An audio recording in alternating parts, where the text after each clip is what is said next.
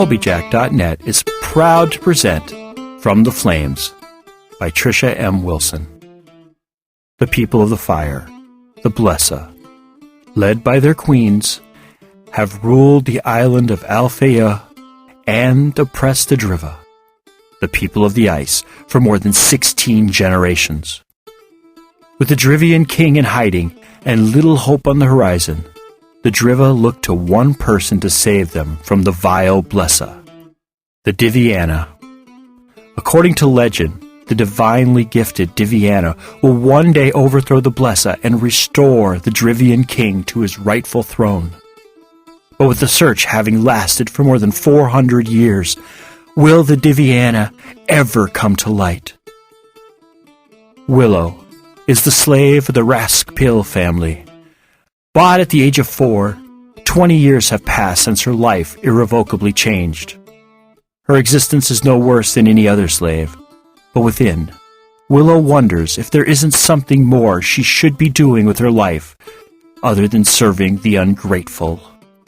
Ordered to travel with her master's family to Sondertoft, so her master's adult children can take part in an ancient rite of passage, Willow is shocked when she learns that she too must participate. Will she fail, as all before her have? Will she rise to the challenge and become stronger after passing through the flames? Episode 77. Chapter 41. Lay of the Land. Everything had been thought out. They had planned for almost every eventuality. They were ready. Or so they thought. The night before they planned to break into Raskpil Cottage, they set up their camp on the outskirts of the Queen's land. Vast acres separated them from their destination.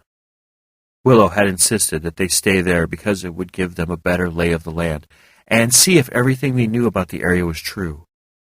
The last thing she wanted to find out was that there were more guards or, the gods forbid, vigilant guards roaming the grounds, searching for intruders.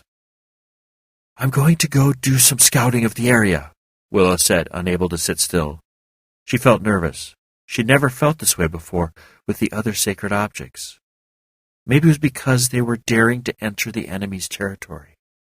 Maybe it was because they were so close to getting all of the sacred objects, and that after they did, all that would be left would be to defeat the Queen and her army.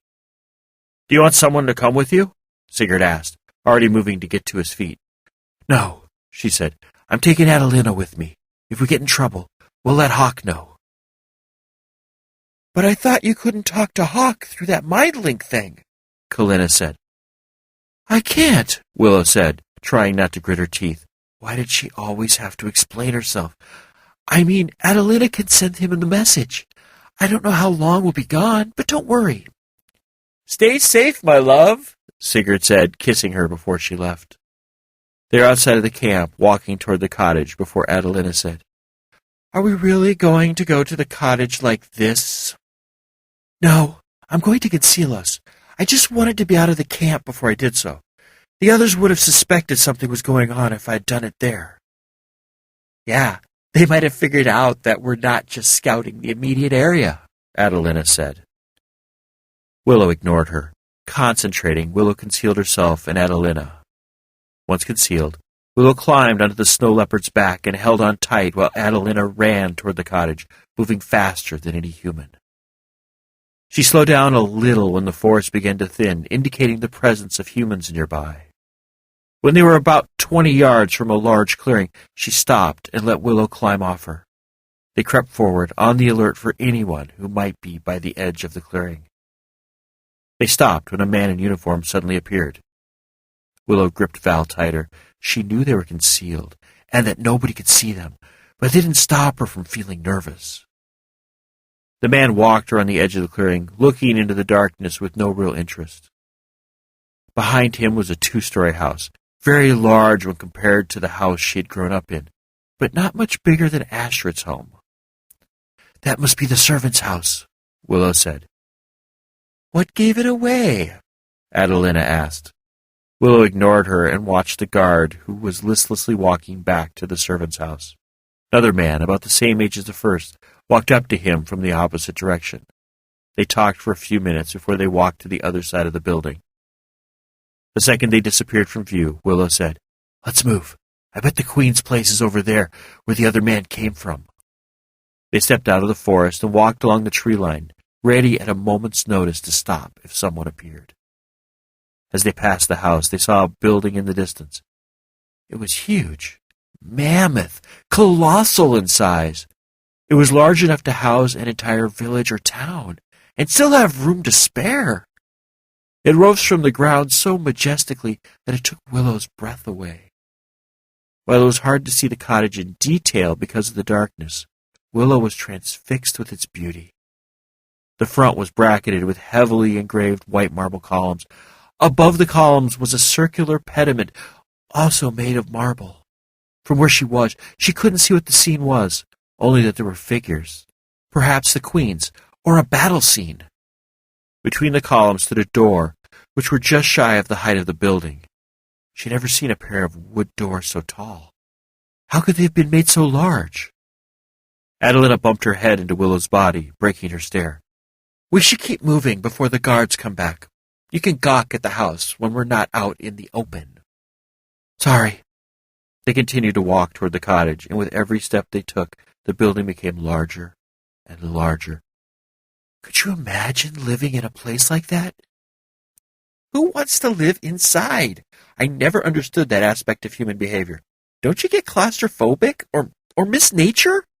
Willow was going to answer, but she saw something move out of the corner of her eye. She stopped mid-stride. It was a middle-aged couple, walking arm in arm along a path which Adelina and Willow were on. "Move!" Adelina hissed, swiftly moving toward the forest. Willow followed her, and they melted into the dark shadows, unseen by all. They saw the couple walk around the dying garden before turning back toward the house. Willow was too far away from them to hear their conversation, but she guessed this must be the butler, and perhaps the housekeeper or cook. "They won't be much of a problem," Willow said, watching as a side door closed behind them. "You mean if they hear you?" "They could be if they call in backup. Don't start getting cocky at this stage of the game, girl." "I'm not becoming cocky. I'm stating facts. If either one of them come investigating any noise they hear, Hawk and I will be able to take them very easily." "Have you seen enough?" Adelina asked, her voice suddenly bored. "Yes, unless you think there's something else here worth seeing." "No. Hop on, and I'll have us back to the others in no time." Willow climbed on her back, and they were off into the forest. The world around her was a blur, especially in the darkness, but every once in a while, Willow thought she saw flickers of light in the distance. "Stop," she said suddenly. Adelina stopped. "What's wrong?" "I thought I saw a light." Willow stood and started toward where she'd seen the light. "Where do you think you're going?" Adelina asked, suddenly in front of Willow, preventing her from going forward any more. "To see what the light was. Isn't it obvious? You shouldn't do that." "Why?" "People see weird things in the darkness. We need to get back to the others," Adelina said. "Don't argue with me. We're going with or without your cooperation." Willow wanted to argue more, but she didn't. She respected Adelina's opinion, and if she thought it had been Willow's imagination, then perhaps it had been. She climbed back onto Adelina's back, and they were moving without further ado. They arrived outside of the camp in no time. Willow quietly unconcealed them, and then they walked into the camp, much to the relief of Hawk and Sigurd. "Where were you two?" Sigurd asked. "I was about to have Hawk go find you. You'd been gone for so long." "I told you we might be a while," Willow reminded him. "I was fine. We didn't see anyone nearby, and there aren't any paths which any guards might follow us, which would lead them to us. We should be fine." "I think we should go over the plan one more time before tomorrow," Kalina said. "I want everyone to be on the same page so that nothing goes wrong." "Nothing will go wrong," Hawk said. "Between the two of us, we've got things covered." "I don't care," Kalina said. "I still want to go over the plan." "All right," Willow said, taking something to eat. "Hawk and I will leave here mid-morning. That way the people in the house will be up and about and far away from their bedrooms," Sigurd said. "Right. Before we leave, I'll conceal us, and Hawk will transport us directly into the house. Have you decided where you're going to transport yourselves to?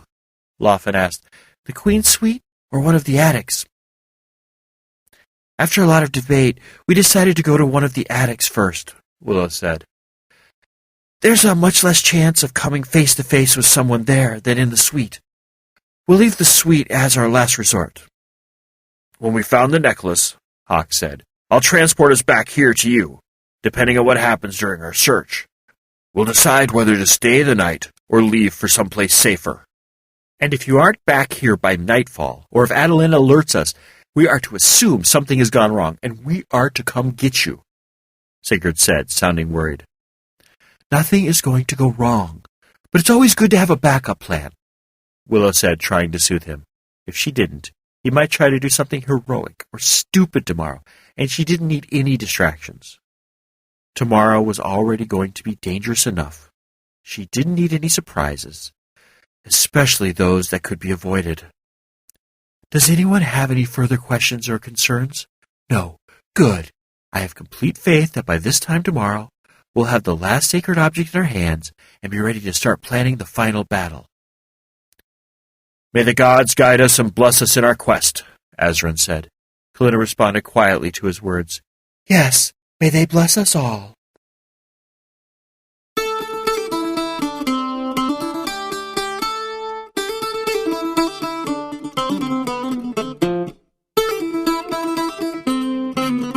You have been listening to From the Flames by Trisha M. Wilson. Read, recorded, mastered, encoded, and produced by Colbyjack.net. This work is released under a Creative Commons 3.0 Attribution, Non-Commercial, Share-alike license. Do what you want with it, just don't try to profit from it. Heaven knows we can't. If you have any questions, comments, or rants you wish to share with us, we can be reached at Colbyjack at Colbyjack.net. That's COLBYTRAX @COLBYJACK.net. Yep, I sing it too. If you want to follow the exploits of Trisha in Twitterland, just search for Lady Trisha W on Twitter, or follow the ever-dashing, courageous, hardworking, intelligent, and immensely humble Colbyjack on the Twitters as well. If you find that you can't just wait to find out what will happen with Willow, the strong dude and the annoying dude, be heartened to know that From the Flames is available from Amazon, Barnes & Noble, and Smashwords, as well as from our little shop. Didn't you know about our little shop? Why, yes, we have a little shop located at shop. That's shop.colbyjack.net. That's shop.colbyjack.net. Yeah, real original there. There you will find the latest ebook versions of all our works in both Mobi and ebook, all DRM-free, as well as audiobook versions of such works as Firmware Hijacked and Proxy, as well, naturally, as well as From the Flames. The audiobooks differ from the podcasts in that the headers and bumpers only run once, and the episodes are grouped into hour-long episodes for easy burning to CD or for downloading on the go. If you find you don't need any stuff, but just want to thank us monetarily for our efforts here, just head on over to Colbyjack.net, select either audio or visual, and look for the donate button located on the blog roll. Well, anyway, thank you for listening, have a wonderful week, and remember to be fabulous.